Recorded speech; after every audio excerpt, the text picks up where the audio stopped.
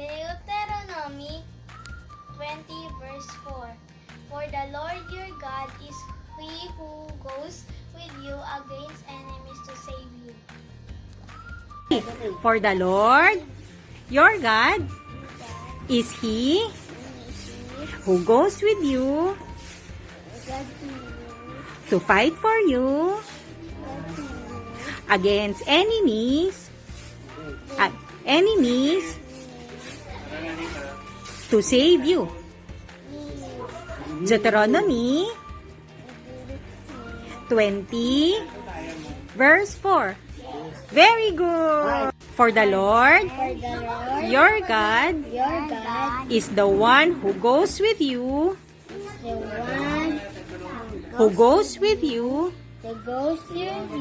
to fight for you against enemies to save you. Deuteronomy 20 verse 4. Very good. Lord your God is He who goes with you to fight for you against enemies to save you. Deuteronomy 20 verse 4.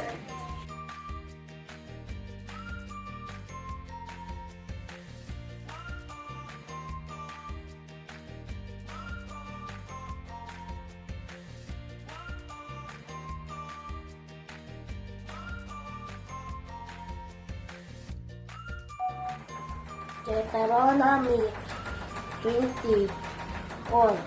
For the Lord your God is He who goes with you to give for you against enemies to save you. Deuteronomy 24. For the Lord your God is He who goes with you to give for you against enemies to save you.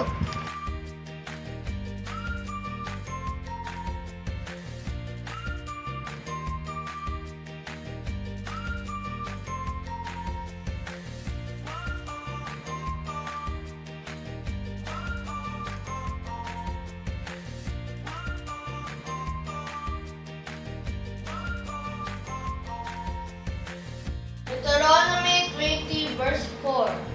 For the Lord your God is He who goes with you to fight for you against enemies to save you. Deuteronomy 20 verse 4. For the Lord your God is He who goes with you to fight for you against enemies to save you.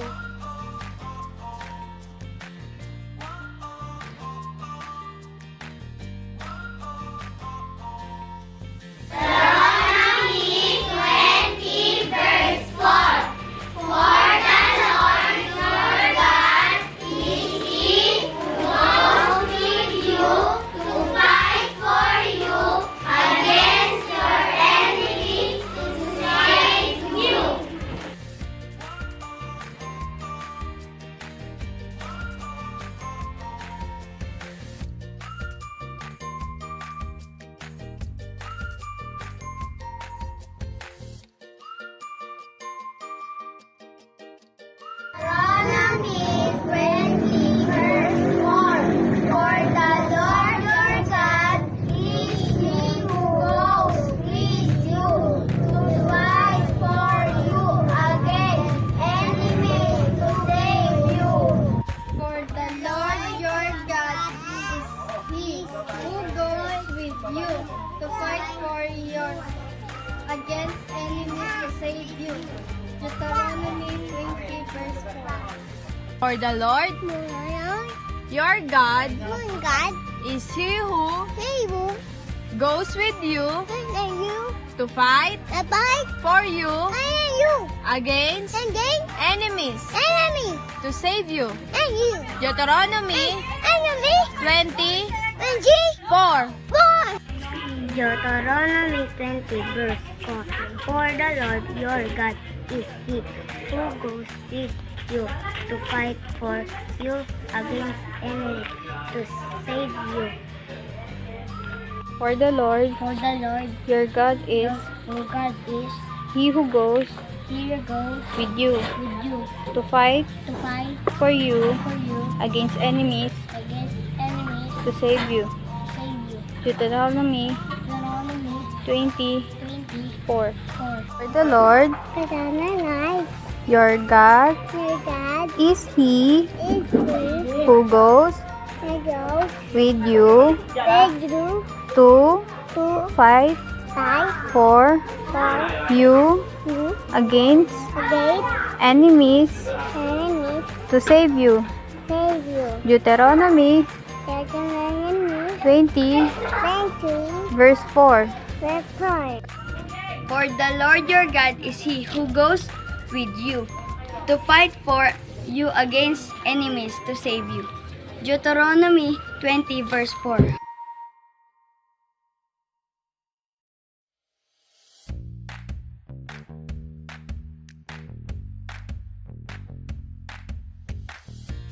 The Lord your God is He who was with you to fight for you against enemies to save you. Deuteronomy 20 verse 4. Deuteronomy 20 verse 4. For the Lord your God is He goes with you to fight for you against enemies to save you. Deuteronomy 20 verse 4. For the Lord your God is He goes you from fight for you against enemies to save you. Deuteronomy 20 verse 4. For the Lord your God is He goes with you to fight for you against enemies to save you. Deuteronomy 20 verse 4. For the Lord your God is He goes with you to fight for you against enemies to save you. Deuteronomy 20 verse 4. For the Lord your God He goes with you to fight for you against enemies to save you. Deuteronomy 20 verse 4. For the Lord your God is He goes with you to fight for you against enemies to save you.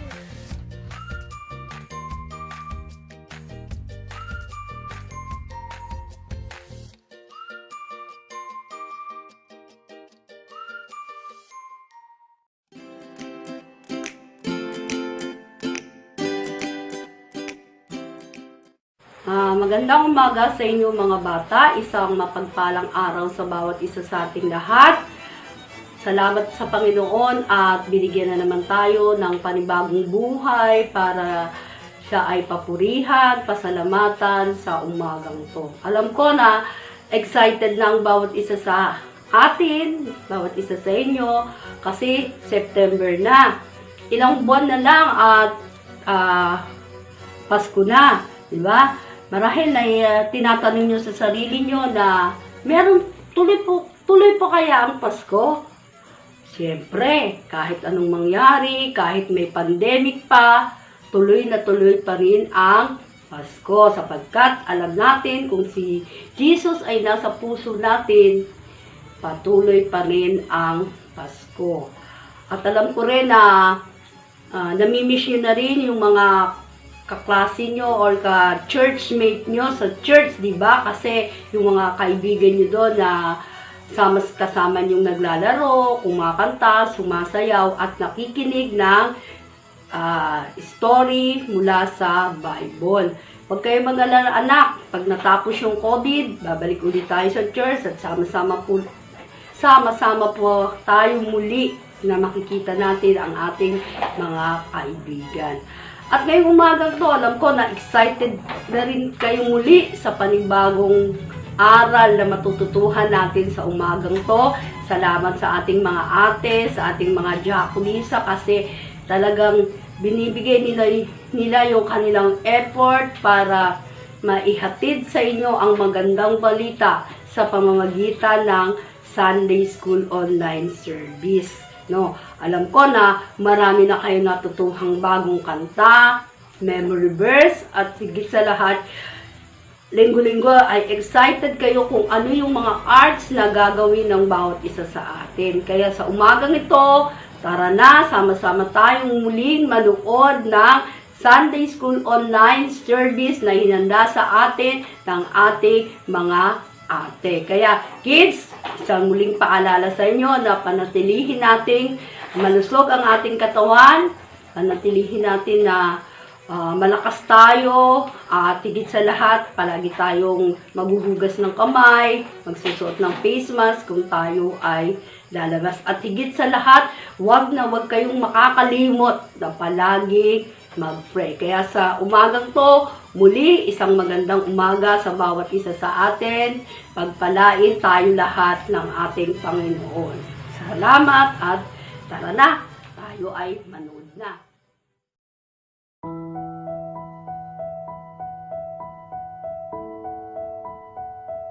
Mga bata, sa pasimula ng ating pag-aaral sa araw na ito, tayo muna ay manalangin. Sabayan niyo ako ha, sabayan niyo si Rans. I fold my hands, I fold my hands. I bow my head, I bow my head. I close my eyes, I close my eyes. and pray to Jesus. I pray to Jesus. Jesus, Jesus, maraming salamat po maraming salamat po sa araw na ito. sa araw na ito. Kami po ay mag-aaral Kami po aaral sa Sunday School namin. sa Sunday School namin. Thank you po Thank you po sa aming mga ate sa aming ate na nagtuturo sa amin. na tinuturo namin. Sana po, Sana po ma-enjoy namin enjoy namin at matutunan nating mabuti mabuti ang aming lesson ang aming lesson sa araw na ito. sa araw na ito. Thank you, Jesus. Thank you, Jesus. In Jesus' name, Amen.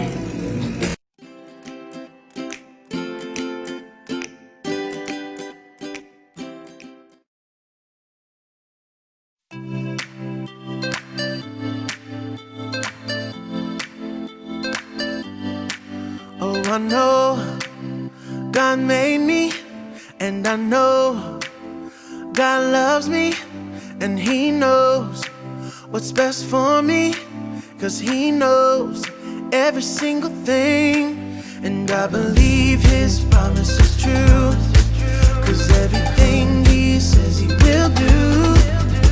On a Sunday, Monday, Tuesday, on a Wednesday, Thursday, Friday, Saturday, and every day I know I can trust in Him and His promises. I can trust in Him and His promises. Oh, I know God made me, and I know God loves me. Yeah, He knows what's best for me, 'cause He knows every single thing. And I believe His promise is true, 'cause everything He says He will do. Oh, On a Sunday, Monday, Tuesday, on a Wednesday, Thursday, Friday, Saturday, and every day I know I can trust in Him and His promises. I can trust in Him and His promises. so come on and lift your hands to the ceiling. Don't be afraid to shout.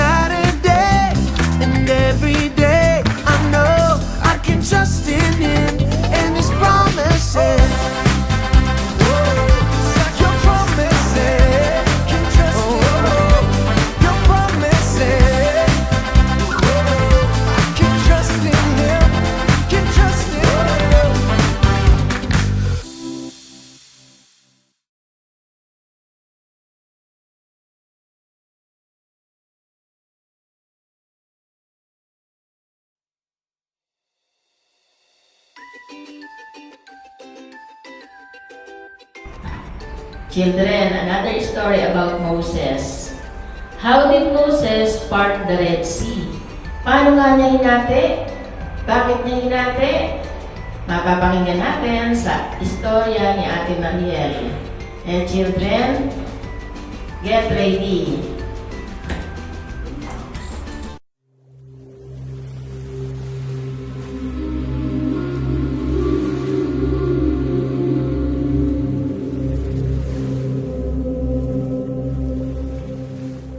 Pagkatapos ng huling salot na naranasan ng Ehipto, madali nilang pinaalis ang mga Israelita.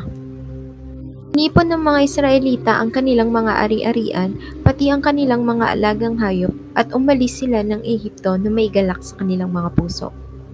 Dahil sa takot ng mga taga-Ehipto, bago umalis ang mga Israelita, pinabaunan nila ang mga ito ng maraming damit at kasangkapang ginto at pilak. Ang ilang siglo nilang pagiging alipin ay natapos na sa wakas. Pinalaya ng Panginoon ang kanyang mga tao gaya ng kanyang ipinangako. Ginabayan ng Panginoon ng mga Israelita palabas ng Ehipto papunta sa disyerto. Sa kanilang paglalakbay, patuloy silang pinapatnubayan ng Panginoon. Kung araw ay sa pamamagitan ng haliging ulap at kung gabi sa pamamagitan naman ng haliging apoy na tumatanglaw sa kanila. Laging nasa unahan nila ang haliging ulap kung araw at haliging apoy kung gabi. Ang haliging ulap ang nagprotekta sa kanila mula sa araw at ang apoy naman ang nagbigay init sa malamig na gabi. Pagkaalis ng mga Israelita ay biglang nagbago ang isip ng Paraon.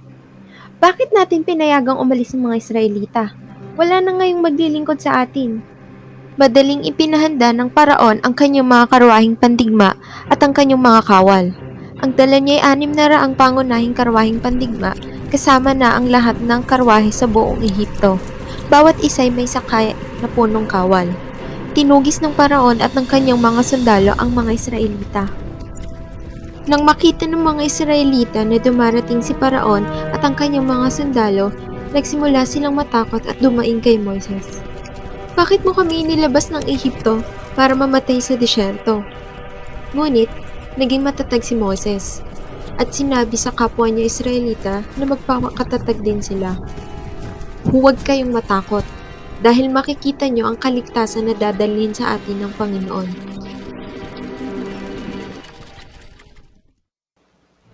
Itinapat ni Moises ang kanyang tungkod sa dagat at nagpadala ng malakas na hangin ang Panginoon.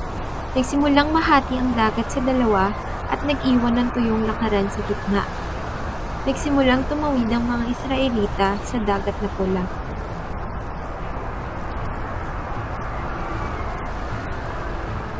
Pabilis silang nahabol ng mga taga-Ehipto. Sinundan sila ng mga ito at tumawid din sa dagat na pula. Nang nasa kalagitnaan na ng pagtawid ang mga ito, unti-unting bumagsak ang tubig at sila ay natakot. Lumayo na tayo sa mga Israelita. Ang kanilang Panginoon na lumalaban para sa kanila. Tayo ay mamamatay lamang dito. Nang makatawid na ng ligtas ang mga Israelita, itinapat muli ni Moises ang kanyang tungkod sa dagat at bumaba na ang lahat ng tubig. Sinubukan ng mga sundalo na tumakbo pabalik sa pampang, ngunit huli na ang lahat at sila ay nalunod. Kahit isa ay walang nakaligtas. Pagkatapos makita ng mga Israelita ang pagliligtas sa kanila ng Panginoon, sila ay nagbunyi at nagpasalamat sa Panginoon. Pinalaya sila ng Panginoon sa pagiging alipin at iniligtas sila mula sa mga tumutugis na sundalo. Nagsimula silang umawit at sumayaw ng pagpupuri sa Panginoon. Tinupad ng Panginoon ang kanyang mga pangako sa kanyang mga tao.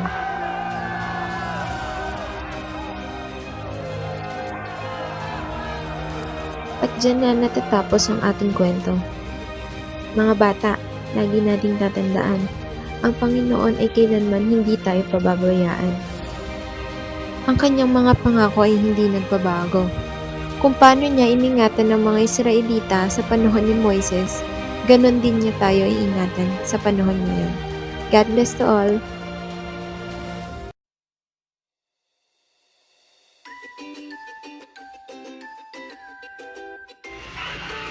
Mga bata, para sa ating memory verse, ito ay matatagpuan sa Psalm 46, verse 1. At ito ang sinasabi, God is our refuge and strength, an ever-present help in trouble.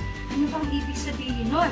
Sabi sa Tagalog, ang Diyos ang ating lakas at kanlungan, at handang saklolo kung may kaguluhan.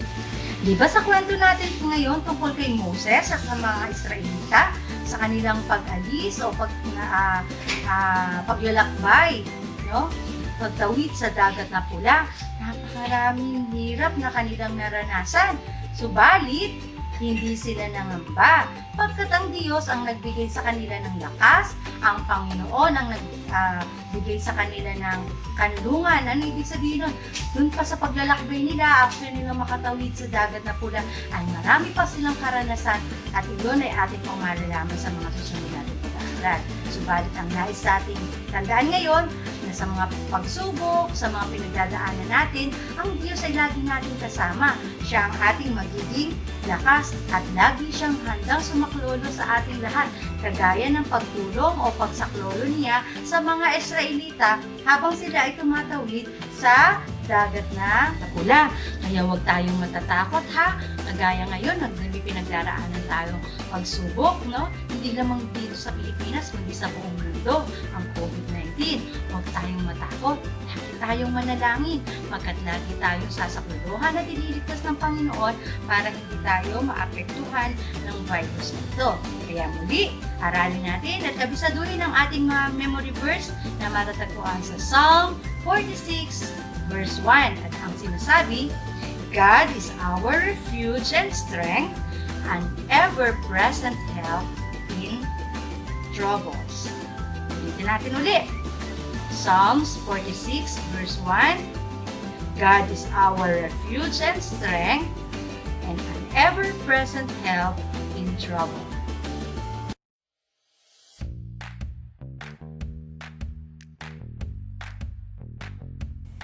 Ready na ba kayo? So, umpisahan na natin. Ang ating mga kailangan lang sa umagang ito ay glue, scissor, pentel pen, crayons, and scotch tape. At yung ating mga printable image. Kung wala kayong printable image, ay pwede naman kayong gumuhit or gupit sa mga libro, basta tao, kasi yun yung ating kailangan. So, dahil parting of the Red Sea ni Moises yung ating story, kakailanganan natin din ng brown colored paper and blue colored paper. So, ganito lang siya. Yung ating brown colored paper, hindi natin siya gugupitin. So, as is siya dahil dito natin ididikit yung ating mga ibang materials. Then, yung ating colored paper na whole, gugupitin natin siya into crosswise and then ididikit natin siya. So, magiging ganito na siya.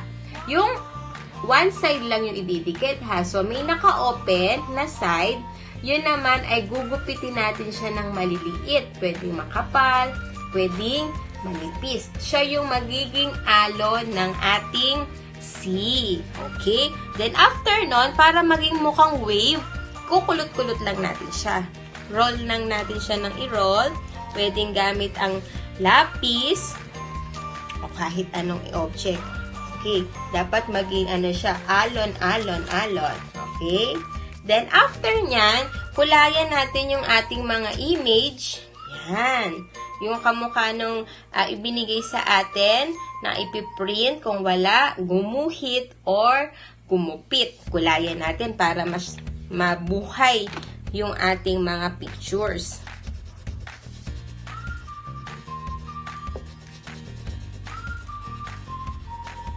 Yan. So, kulayan nyo sa kulay na gusto nyo.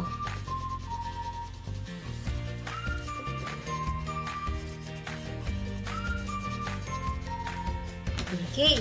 So, pag nakulayan na, para mas maging matibay yung ating mga image, idikit nyo siya sa board paper. Kung wala naman, okay lang. Okay? Para tumayo siya, gagawa lang tayo ng stand. Okay? Para siya mga paper doll. Mas madali nga lang to. Kuha ulit kayo ng karton, basta matigas, pwedeng karton ng gatas, o kahit ano, gagawa, iikot nyo lang siya. And then, lagyan ng scotch tape.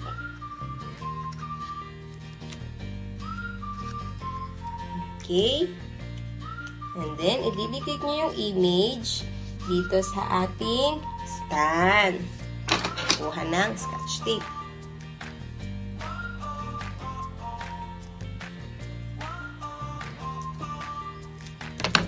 Siya.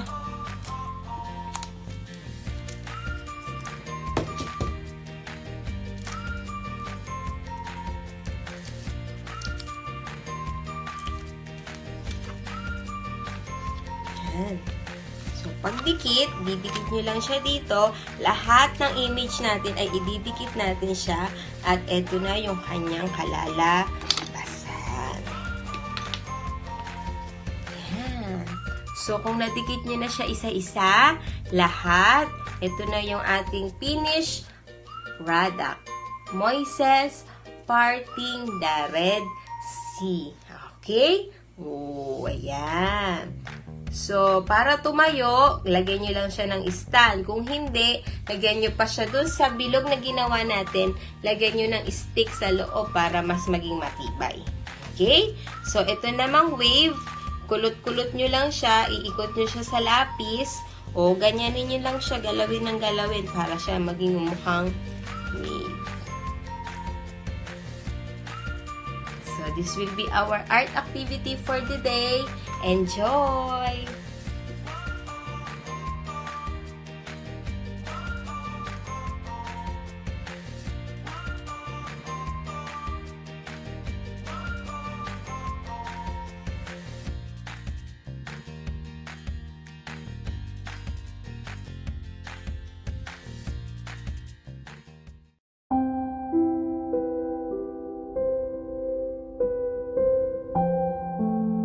Tayo sama-samang dumulog sa pamagitan ng panalangin.